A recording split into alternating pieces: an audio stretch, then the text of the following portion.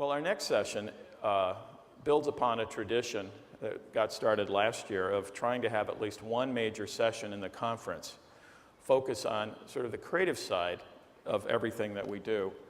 And while the chairs are being brought up to the stage, I want to introduce the moderator of the next panel session, which is titled Ideas That Grow, and read a little bit from how we positioned this session in the program book.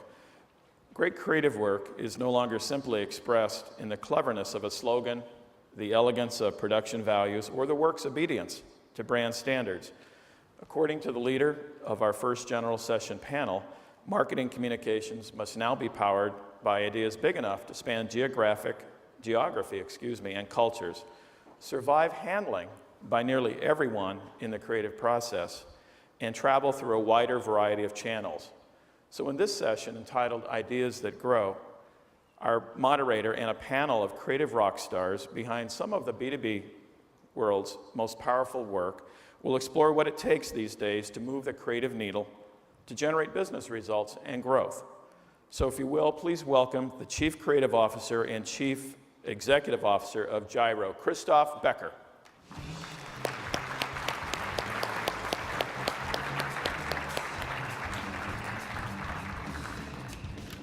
Thanks, Christoph. Good morning, everybody. What a privilege to be here this early in the morning to talk about something that has been my passion, my obsession, and also the magic that has moved our business for so long. I'm talking about something that still moves mountains, that actually can bring down evil governments, something that makes us grow as people, but also propels growth of our business and businesses. To do this and to talk about this more than important topic, I have three real rock stars in the creative space with me today. I'm going to have Jennifer, Evelyn, and David. And instead of spending time to talk about them and us, we're going to show a little video that speaks for itself, what we do, before we get up here and talk about it. Thank you.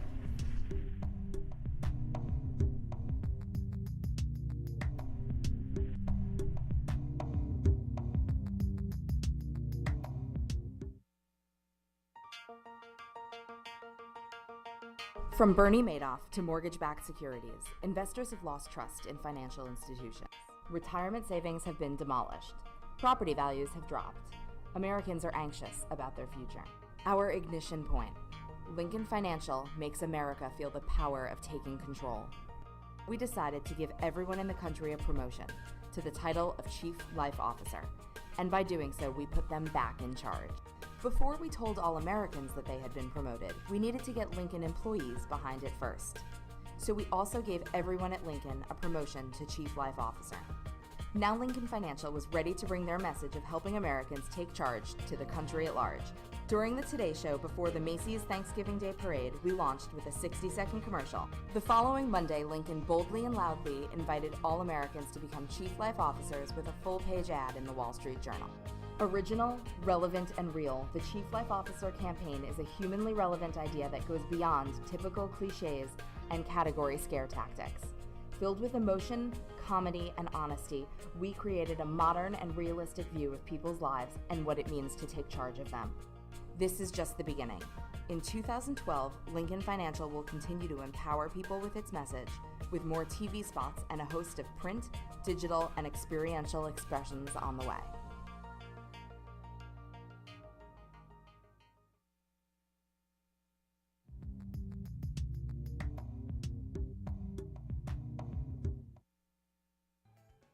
Forget Lady Gaga and her egg. The biggest splash on TV last week. I was watching Jeopardy last night. It was the #2 most watched show on all of television. Watson. 2 human champions going brain to brain with a supercomputer named Watson. IBM has partnered with 2 hospitals and is now testing Watson to see how the computer would deal with patients.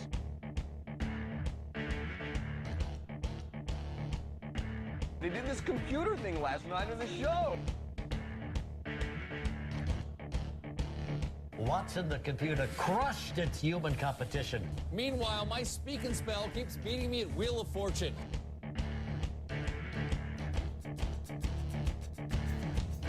IBM is running a commercial featuring this new computer. It's pretty amazing. Take a look.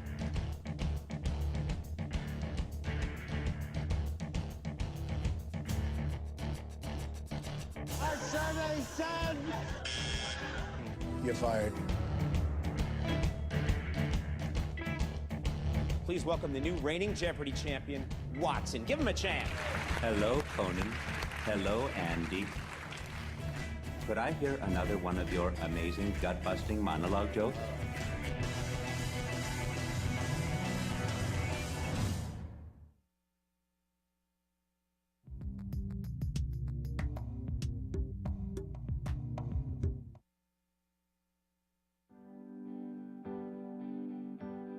I got into teaching at the end of college. I realized that teaching was something that I felt like I wanted to do. I wanted to connect with kids. Every day, educators bring passion to their work. So we tapped into this passion to show how technology can transform teaching and lives. We talked to teachers, students, and administrators and let them speak for themselves. And using direct mail, we invited our audience to engage with the new learning tools right on their phones. I've always been the type of person to want to go above and beyond what people expect of me. And I think that that's just something that I carry through my everyday life when I go to school. But we took it far beyond the printed piece and the videos it launched. We also created personalized landing pages, a YouTube channel, and a link to the videos on Facebook on October 9th, World Teachers Day. The campaign was a huge success.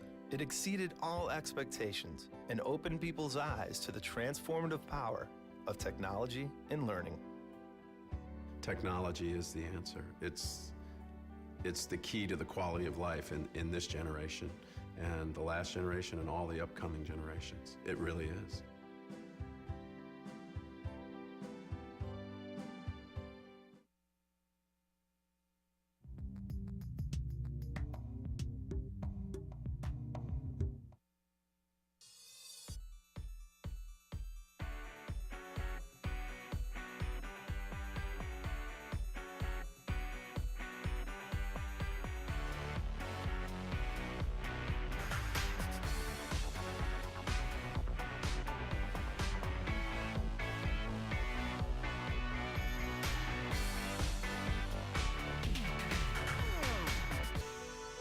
Glass packaging is just cleaner.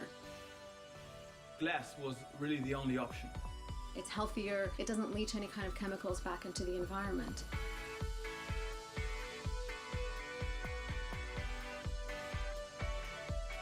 It's infinitely recyclable. What you get here is something really special. Glass is the better choice.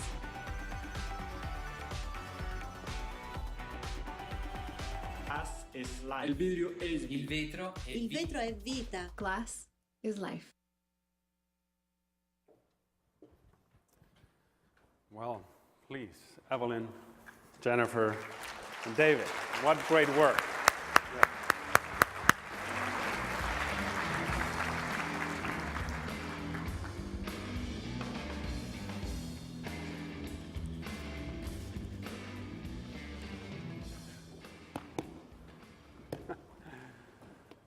Okay, so great work, by the way. It's amazing stuff.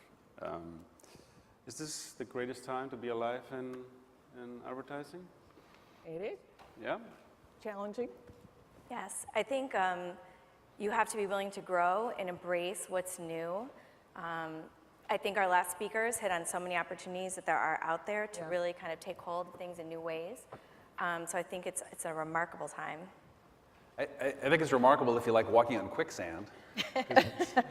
I mean, it changes so very quickly, right? I mean, if you talk about old school, like above the line, you know, we did TV and print, and we had these long production hours and months, you know, before communications got out there.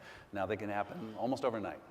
So I appreciate the fact that it's quick moving, it's like quicksand, but there certainly is tremendous opportunity in the ways that we get message out there. It's a good time.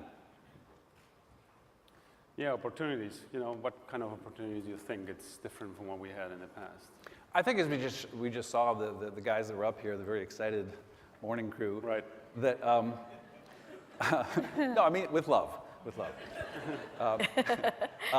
They have identified some channels that I think are very fast moving and penetrate and provide meaning to people. So it's all positive, I think. I also really resonated with their idea of content creation.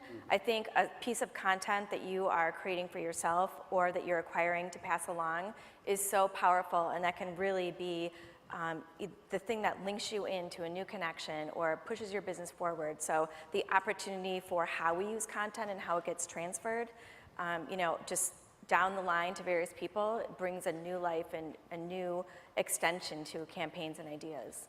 Right. It's also being driven from the bottom up, right? Mm-hmm. So yeah. I heard this we were in a presentation recently where they were talking about technology in the workplace. So it used to be that a T1 line would be the hottest, fastest thing. In your workspace, you would have the greatest technological opportunities. Well, now, workspaces are way behind where the consumer space is, and we are chasing after an audience. How many CEOs do you know that go into a meeting with an iPad, even though their IT department in no way condones that iPad? The consumer, the consumer world is pushing faster, frankly, than the business world is. And so it's darn exciting because everyone's running as fast as they can, which is a terrific opportunity. Yeah, that speed, that connectivity, that tsunami of information. Do you think, yes, we have all these tools, yes, we have all this connectivity. Do you think it makes us kind of numb to businesses and brands? I think that it makes us numb to bad messaging. There's a lot of it. You're not going to pay any attention to anything that's not captivating and real and human, which is a great opportunity for creative, because that is the job, to differentiate it and make it real. It's harder for us, because I think we're not just businesses anymore, we're all consumers. Yeah. Because of what's happened, but our filters have grown more powerful, haven't they? Like what you said, we have to kind of divine or decide what is relevant now to our businesses and to our personal lives, and so that's made us kind of stronger. But it only allows the best work to get through, the best message to get through. Right. I think too, this notion, we're here today talking about ideas, the notion of a singular focused idea that all communications can be anchored around is really one thing in consistency, in its power, can make a huge difference in breaking through compared to the other clutter that's out in the marketplace that's maybe more disparate, that doesn't have as much sticking power. So I think this notion of consistency and staying true to an idea can go a long way in breaking through clutter as well. That's a very good point, because you say numb to ideas that are not so interesting, or you're just disconnecting from them. That also brings to life that what is really humanly relevant is what really cuts through all that. Right. That really touches you, that really makes you think. That will make me make my decision. Yeah. So I would say that maybe the ideas that we bring to life these days are different than the ideas we had 10 years ago. Is there more heavy lifting for the ideas that we... They're bigger and they're smaller at the same time. They've got to be clear enough that, as you say, all media can spin against it, paid, earned, owned. It can all work towards a single goal. So that implies a sort of simplicity. There's the simplicity of geography. How do you have an idea that you can execute in heaven knows how many different countries and languages? And so I think that is really about the simplicity, but the bigness of it is hard to find. Yeah, That's absolutely. What do you mean with bigness? A big idea, sticky idea. Simple things are not always sticky. Mm-hmm. Simple things can be just simple things. Right. I think many people, sometimes us included, creatives, get caught up in this idea of execution versus an idea. Right. And I think that's a really important distinction. I think if we think too much about, you know, how is this rich media going to work? How is my Twitter going to work? And you don't get back to that higher level of where you started, that insight, that universal human core, that's when you start to kind of lose traction a little bit. So if you start thinking too much about executional considerations, you lose that passion and that fire behind the idea sometimes. I also, just to add on that, because that's really important, and you, I think, wrote the upfront, like what happens to an idea, how does it carry from platform to platform, person to person. I think we should be willing to, you know, as the whole seminar states, let the idea grow. And especially today, when you thrust out some communication around an idea, you know, something imaginative, we should kind of be prepared to like sit back and watch where it grows and where it takes us. Because the channels are going to be different, the meaning of the idea is going to be different from person to person, and where that goes is the really exciting place, I think. I heard a speaker once talk about those as long tail ideas, and I thought that was really appropriate. The notion that when you throw a stone in the pond and you see all the ripples and just how far they go, I agree that there's more life maybe to ideas than ever before. Yeah, I think your brand also has to say, well, wait a minute, we get credit for that idea, right? You have to keep reminding people, but brands should not be afraid to let ideas get out there. That's very exciting, because if you think about what you brought about execution versus ideas, you know, there's something that is a distinction that today is becoming even more clear, because executions by itself and defined as ideas eventually would not have an endless amount of life or expansiveness, to your point. It is true that execution basically came from the knowledge that in the past we produced TV and print, and that was the idea. And then it was handed over to all the disciplines to say, adapt. Take down. Take down, do that. They said, this dancing dog is the idea. And I said, no, that's an execution. I said, no, that's an idea. So I think that this kind of pushing down the pipeline, this dancing dog, you know, and make digital and PR people and social media people make the dog dance, obviously is not an idea. So how do you come up with these ideas that have the power? Well, yeah, but I mean, a talking duck is an idea. I think that you have to really be open to the possibilities of, they could be a big theoretical idea. I love the Watson stuff. I mean, that's that's a whopping idea that goes all the way through IBM itself and the communications. But you know, if someone's trying to get their name out, maybe a talking duck is a darn good thing. You know, there's a range here of what we're trying to accomplish with this, and allowing yourself to be open to a huge range of opportunities. Right. And I know from a very day-to-day level for me, the greatest ideas come from really cohesive, succinct, mind-altering, hopefully, strategies. I think this notion of planning and strategy and insight is, to me, the catalyst that can really change the game. I know that we rely so much on our planners every day and our strategy team to bring us ways of looking at things that we never thought about before. And that new way of looking at something can be the thing that turns something on its ear. Yeah, we're all going to be in a fight, all of us, clients, agencies, everyone is going to be fighting for talent who can reveal these insights through data. And by the way, we're going to be fighting with big data companies. We're going to be fighting for that talent. They say that they're predicting, I think, 190,000 people shortage of data analysts, people who can move these into insights. And for agencies and clients to be competitive for that talent, that's going to be really, that's one of the hugest things on our horizon. And so here's a creative director talking about data and insights, but I am constantly shocked by what I didn't know and my clients don't know about their customers. Correct. That I'm like, wow, look at that. I totally agree. Absolutely. And it's coming from the data. David, how you? I'm going back to school, I guess. I should be degree in computer science. Too late. Yeah. It's never too late. Online learning, no. Yeah, but online learning. Absolutely. I think talking about all these touch points and all these tools and all these insights and all this energy and information that we need to create what we're creating, sometimes it feels to me that technology is dictating the idea. These changes in technology that we living today, basically addicting, that's the way the idea should go. That's the way we adapt. That's the way we want it to execute. What do you think about that? I think that gets back to your numbness quote, right? I think, yes, we're absolutely overwhelmed by technology, but I think technology is becoming invisible to us as well. Like, right. I don't think of a pencil anymore as a pencil. It's kind of like part of my repertoire. Same thing with my cell phone. And if you look at what happened in the so-called Arab Spring, I don't think those people thought about this is the technology that I'm going to use for the idea. Correct. The idea was the idea. Exactly. Right? Technology, I feel like, gives us more opportunities to show our human side.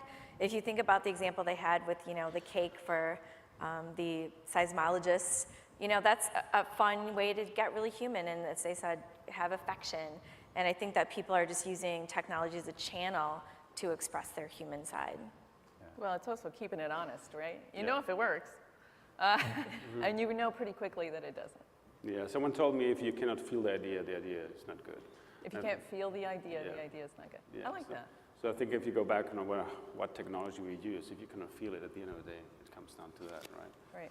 Yeah. We have to ignite emotions to get any business decisions. I think feeling is really important.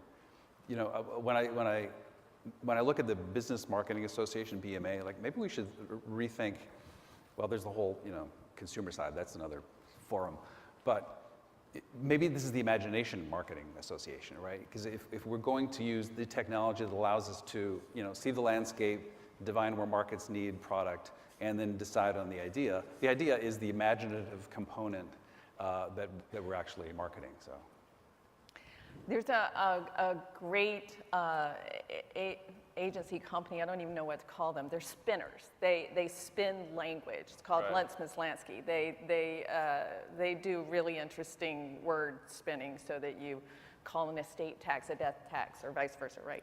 Really strange, devious stuff sometimes. But one of the things, their presentation is fascinating that they give to clients because one of the things they say is, and this is sort of a shocking affront, they say there's not statistical 100% agreement that a man landed on the moon.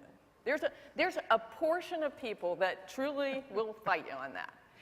And similarly, everything you take to be the truth. Right. There's a statistical proportion of people that don't believe that. So when you think you're telling the truth, as a client, when you think, well, if I just tell them this, by gosh, they'll pick it up and they'll absorb it. It's not always, the rational sale is not, getting the information through doesn't mean it's through. Yeah, it comes back to the human relevance to what it's about the emotional stuff. That emotional space, that kind of tools, that kind of approaches needs to be integrated, right? And we have heard this word of integration all the time. Do the silos still exist, or is integration just a big word that makes us feel that we are integrated? Silos within agencies and companies? Yeah. I know I have seen a massive shift in the way we work at our agency over the past several years. This notion that ideas truly can come from anywhere. And I know, too, that even when we're pitching, you might have a copywriter talking about media or different groups kind of talking about how this idea can, again, kind of filter out to different areas. I think we're also seeing a lot more cross-pollination than ever before as far as our different offices and bringing in experts and thinkers from different areas, even different countries, to come in and kind of help us think through ideas and expand on them. So I feel like from an agency perspective, that's breaking down a bit, the silos. Yeah. We've always gone for like the big idea first, but I think it's important to recognize that little ideas can be, and very channel-specific ideas can launch the big idea. So like what we do now, sadly, ideation takes a lot longer now because there's so many more channels to consider, but you have to. It's going to be either this narrow thing or this very broad and flat social thing that has spikes that you could potentially leverage, or maybe it's just, direct TV.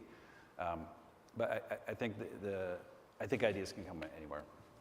I don't know how, and this is not the case at my agency, but I don't know how agencies function when the media is completely separate from the creative. I don't understand how that works entirely. Or people who pre-buy all of their media at the beginning of the year, because the opportunities for integration at that point are hugely reduced. So I think that's a big issue for, it's not in my shop, but I see elsewhere that you can't put the two together because they're in totally different places. Yeah, absolutely. I think media is the new creative, and we have to see that and not have them just at the end of the presentation. Well, many of slides, right? But I mean, I think media and all the disciplines have to have the chance to shine for itself, and then eventually have a curation of those ideas to make it really relevant to whatever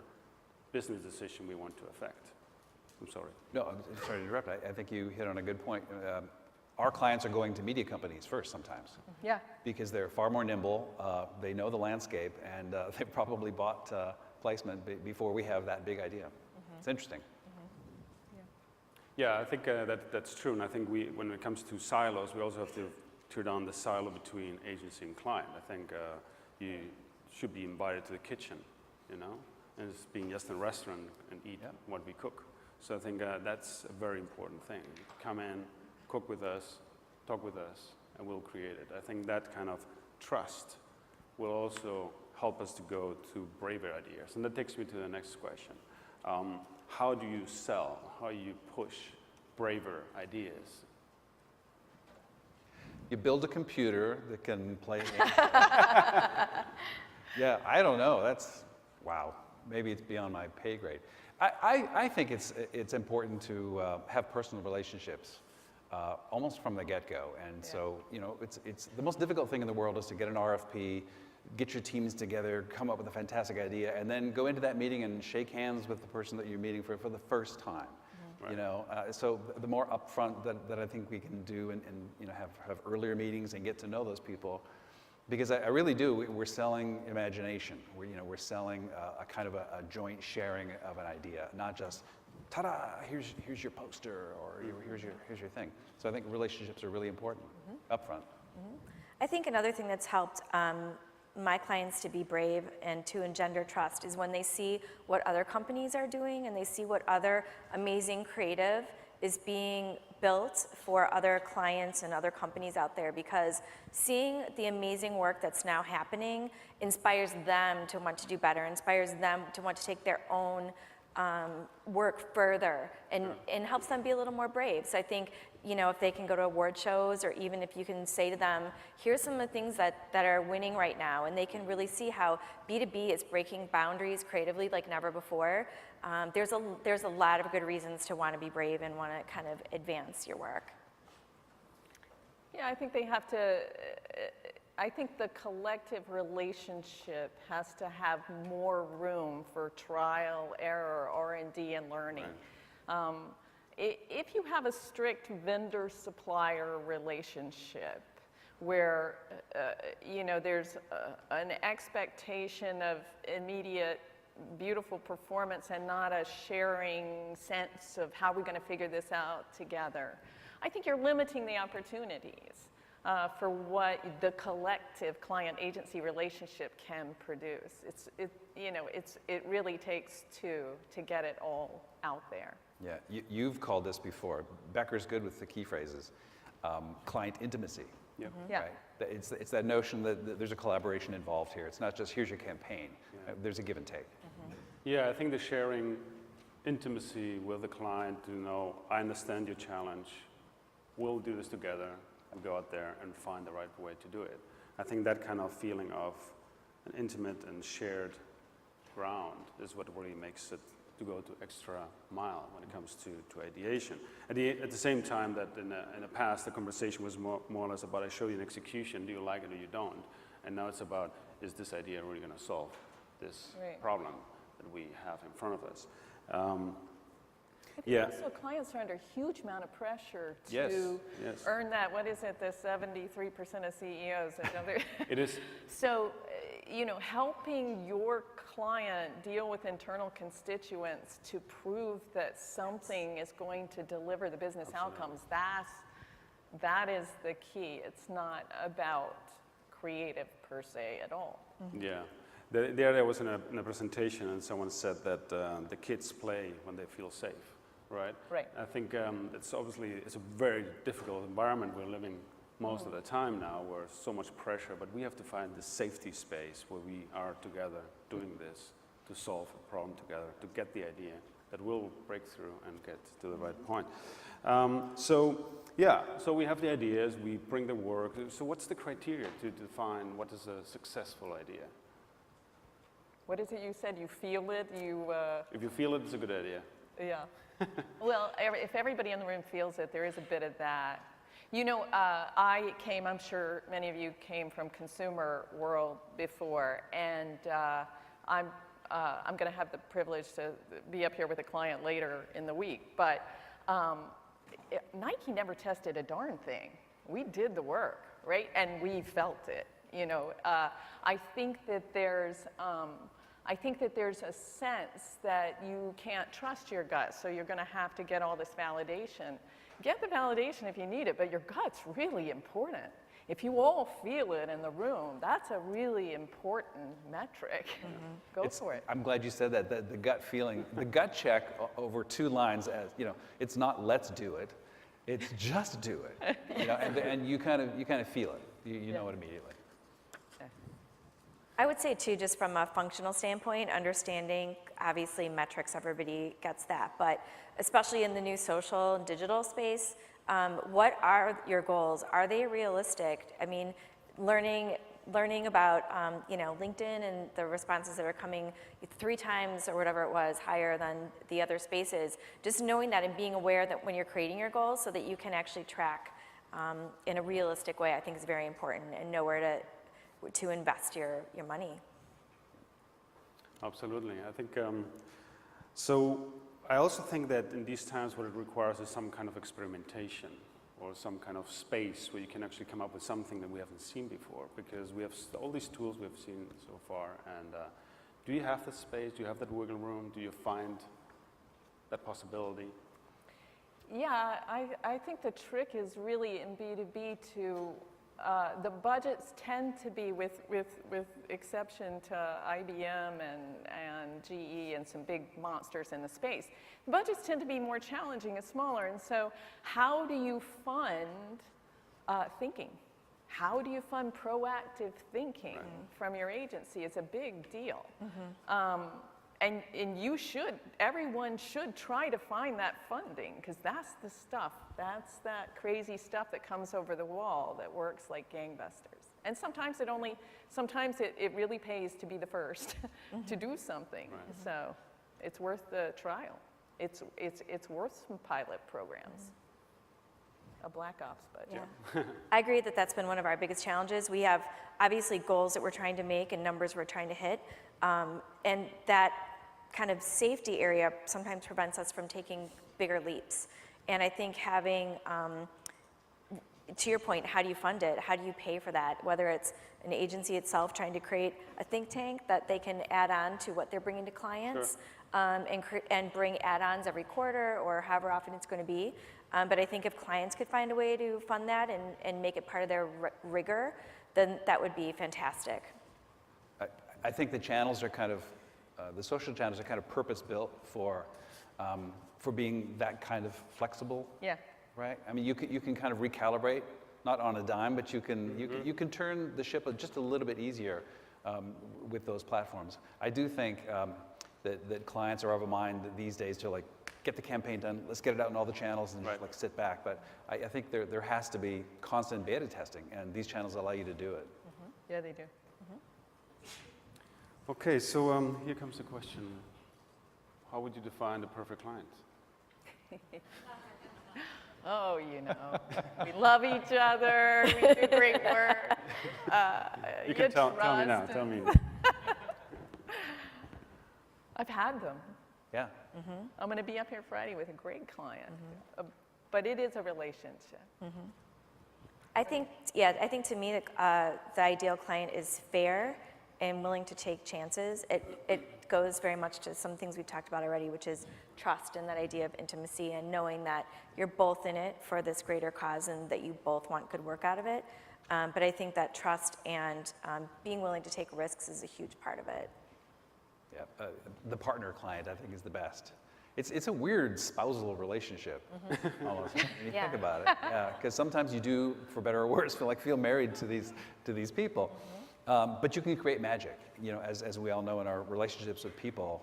When people get together, some really interesting things happen. So those are the kind of clients that we like working with.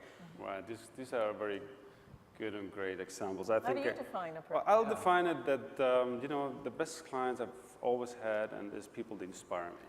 They inspire me through the products, through the passion for what they do, and transmit me that passion of that business that they do and that heart. Yeah. That if they transmit that and they can expand that to everyone in the room, they will definitely go to a very good space. Yeah. A very magical space, actually. I think we like being pushed too, don't we? Yeah. Absolutely. Right? I mean, I don't want a lame client that just says, yeah, that's good. Right. There has to be some energy. I had a client in a financial services business, really difficult to understand.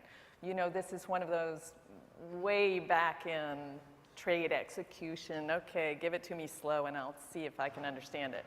And for our first meeting, the client said, well, we want the CEO to meet with you. We're like, oh, no, we're not ready. We're dumb still. Wait, we wait till we're smarter. We should meet this guy when we're this dumb.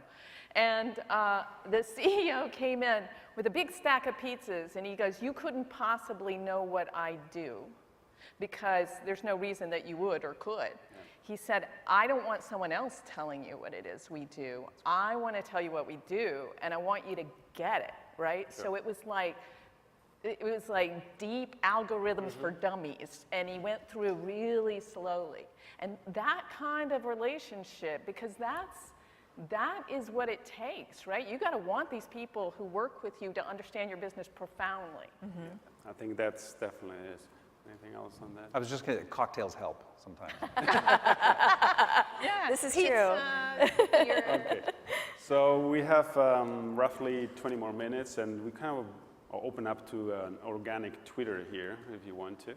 And so we open for questions that you might have on your mind that we have eventually triggered this conversation. Who's on Pinterest? Yeah. That seems to be exploding, and I have a question for all of us. Yeah, let's ask ourselves. So, okay, Facebook, IPO, all that tragedy, but like we keep coming back to and realizing it's in our face. Like the social platforms change all the time. Yeah. What do you tell your clients? Like one day you're on Instagram, next day Pinterest. It's supply. Where do you go? We've talked about this a little bit, but to me, again, not to beat a dead horse, but I think you can change when you have ideas that uphold through any channel. And I think that it also depends what your business goals are, right? Just as we saw in the last presentation, if you can start to prove out ROI and is more, there are more ways to measure the success of these media, my recommendations, a lot of it would be based on that. But I think it also depends on the goal and the kind of content you're trying to push out as well. Well, and the beauty is now you can see where your customers' customers are. Exactly. Right. You can see where your customers are. And so you go with them. You go as fast as they're going. You be the leading bleeding edge of their leading bleeding edge, whatever that is. Yep. And in some instances, that's pretty far back. I know that everyone in financial services is challenged by draconian firewalls, right? And they're moving at the speed that they can move sometimes. And then there are other clients who are off on Pinterest, I just think it depends on where your customers' customers are. Absolutely. Oh, question. Yes. Thank you for the insights. You talked about the difficulty you will face in hiring. Tell us what your thoughts are as you look at candidates in the creative area. What is it that you're looking for? What are those key attributes that you look for in a creative hire? Thank you for that question. The question is, which are the attributes when we hire creatives? What is the criteria? What's the list? What are you looking for when you hire someone? I'm looking for maximum flexibility. I'm looking for multidisciplinary, interesting learners. I would like to hire as few people as possible and have maximum flexibility. The world is available creatively.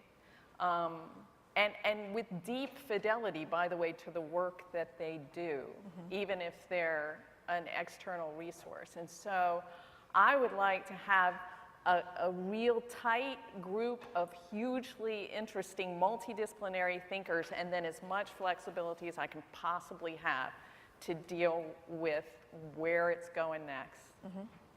I agree with that. I look for people who have integrated backgrounds, integrated knowledge, but I know I keep singing the same song, but one of the things that's really important to me when I'm looking at creatives too is absolutely there's space to be creative for creative's sake, just to kind of, you know, do spec work or do something that's really interesting, but also what's the thinking? Where did that idea come from? What was it rooted in? I want to know that there's some strategy and some insight behind that, what that work was built off of. That for me is, if a creative can get that and start to use as a foundation for everything they're creating, that to me is a mark of a really strong thinker and a really strong creator. Yeah. I was going to give you a flip answer like the New Jersey Devils, just because they're such awesome position players, or the Kings, whatever. But you know, these people know exactly where they need to be, and they'll do exactly what it takes to get the team there. And I thought, well, that was a pretty stupid answer. So then I changed it to, in my head, to a jazz ensemble, because they can play it note for note, like the intro to the song and the melody and the harmonies are perfect, and then someone steps up and does a solo. And it's a beautiful moment where everyone kind of supports that player. And I think that's an interesting metaphor. I'm kind of looking for the soloist and the ensemble player who kind of like have this sense of like, I'm on a tightrope, but it's okay because I believe in what I'm playing. But that's just me. Yeah, I think looking for someone who's really, really obsessed to solve something. I think that's something very important. That energy will take you far, very far. I also, in these times, it's very easy, but sometimes they're saying today that we need T creatives, which is basically they know a lot of what they do, like art director, copywriter, they're very deep in that knowledge, but they can expand their thinking through all the new channels. What is happening is a lot of times we just hire the upper level, they know a lot of channels, but they don't come up with the idea. Or they just come up with an idea, they can just live in TV. So this is kind of the T creatives, if you want to, that is in these times are necessary. Yeah. I always ask the same question, have you traveled a lot? And if they say no, I don't hire them. Yeah. Same thing. Well, there you go. What have you been reading, right? Exactly. Traveling is very important. More questions, please. One over there. Over there. That's over there? Oh, I'm sorry. First here. So you mentioned cocktails help. Do you watch Mad Men? And if you do, how close to it is to your Oh my gosh. I think Ogilvy gets mentioned a couple of times. Yeah, they do. Yes, definitely. It's crazy. My wife and I, this is crazy. My wife and I are actually, we just finished season 2. So we're right on the cusp. I don't think it has as much to do with our business as it's just a real character study. That Don Draper guy, he's insane. He's nuts. So it's a very dark thing. Having said that, it's interesting to watch some of the old school office dynamic, which is sadly kind of replaying itself in some places. There's still a kind of there are not enough women in the business now. I don't think we have enough. You folks apart, creatives, female creatives, female perspective. I think we need to really work on that. Right. 2 cents. Very good. More questions over there? So how do you find time to think, to come up with ideas? Do you do it in a brainstorming sessions, or do you shut off your phone and your laptop and your mobile device and think through these good ideas, or how do you come up with them? You know, don't you think that the change in media, the change in all of this has created a profound change in concepting? I don't know if you guys have had the same experience, but You know, it used to be sort of two people sit in a room together for God knows how many hours until it all comes together for them. Now, it's a lot of people. It's a lot of people at the outset just to get everybody on the same page before they all fly off and be independently creative. So it's a really interesting, different dynamic for concepting. And there's kind of a group dynamic where over 5 is unwieldy and nothing happens. 5 is hard to get the right constituents in a room for that kind of thing. But concepting has profoundly changed as the media has changed, at least at the very outset, at the very beginning of an idea. I think too, we've even physically changed the structure in our office to some degree where it's a lot more open. We have writers, art directors, account team members sitting at a couple of very long tables in a big open space. And it's very organic. I would say much more organic than it used to be. We still have teams assigned to brainstorm, no question, and kind of get the ball rolling. But now it's a type of situation where somebody might be going by, seeing something on somebody else's computer screen and saying, that's cool, what's that? I want to hear about that project. Have you thought about this? What about this headline for that? So it's a lot more think as you go, as opposed to having like certain, you know, from 2 to 4 today, we're going to have a brainstorm. I mean, that still exists, but there's this organic layer that's now kind of sitting on top of it that I feel like is more prevalent than ever. I think the open plan helps too. For years, Ogilvy was like, this is my office and this is my door. I'm busy, I'm doing my creative. But since we changed several years ago, much more input, much more team input. I do think planning, strategy, analytics are creative fuel now. Yeah. So the bigger the team, it's really unwieldy sometimes, but that is really, really important information to come to that imaginative idea moment. Right. We need I think that's exactly the organic approach to it. I think we have at the agencies around the world a big banner that says say no to creative apartheid. And I think this is basically where we lived in the past, where basically, you know, there came a TV, came a print ad, and, you know, this is it. And everybody runs and does his job. I think it is very important in these days that we give opportunity each discipline to shine. Therefore, the ideas could come from anywhere. In order to do that, you have to have, again, a very intimate and very trustworthy place where you can feel safe. So safety actually is a very important thing in these days. I think the fear and the politics that we had in the past about coming up with ideas, they don't work in a collaborative world. So igniting those minds with a great insight and get that purity out of each mind and curate them to a great idea is actually what I think should be happen. On the other hand, you mentioned about time. There's no time. There's no time, and we have to understand that great work needs time. And I say that many times, but I think it has shrunk a lot, the time we have to create ideas. And talking about time, I see a 0 over here. That means we're out of time. Debate is over. So, thank you very much. I hope this session and the love for ideas got transmitted to you, and we'll elevate and grow our businesses that it deserves. Thank you so much. Thank you. Thank you. Thank you very much.